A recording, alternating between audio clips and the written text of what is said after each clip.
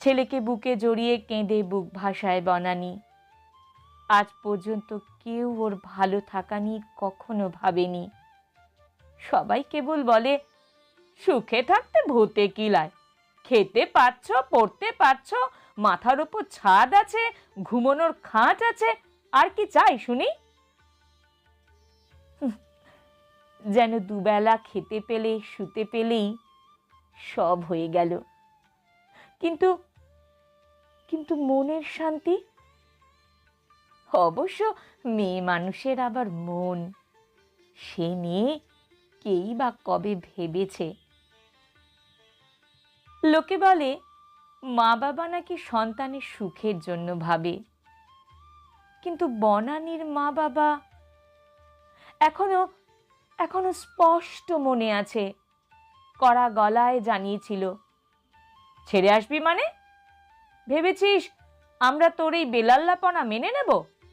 খবরদার বলছি বনি, সমাজে আত্মীয় স্বজনের কাছে আমাদের একটা মান সম্মান আছে, সে তুই নিজের খামখেয়ালির জন্য ডোবাতে পারিস না। মেয়েদের একটু মানিয়ে চলতে হয়, আর সেটাই সংসারের নিয়ম। তোর গায়ে তো আর হাত তোলে না সুভদ্র, খেয়ে পড়ে ভালোই তো আছিস। মনে রাখবি, যে সয় সেই রয়। কত ভালো ঘর বর দেখে তোকে বিয়ে দিয়েছি, ইঞ্জিনিয়ার ছেলে, বাবা মায়ের একটাই তো মাত্র সন্তান, দেখতে শুনতেও ভালো, আর কি চাই তোর?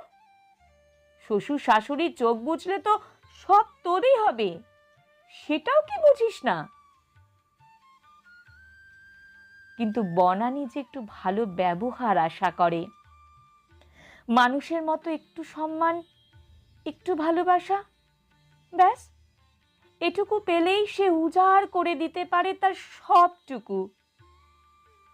উজাড় করেই তো দিয়েছিল এই কয়েক বছর, কিন্তু পরিবর্তে আজ পেল চরম চরম অপমান। তাও আবার ঘরের না, বাইরের একটা অর্ধশিক্ষিত লোকের কাছে। হ্যাঁ, অর্ধশিক্ষিতই মনে করে শান্তিদাকে। গোপালনগরের মতো এই মফস্বলে একটা সাংস্কৃতিক সংস্থার মাথায় বসে ধরাকে সরাগ জ্ঞান করে শান্তিদা। তাও নিজ যোগ্যতায় পদ পেলে সেটাও কথা ছিল একটা। যখন যে পার্টি এসেছে সেই পার্টিকে তেল মেরে দল বদল করে তার ক্ষমতা লাভ।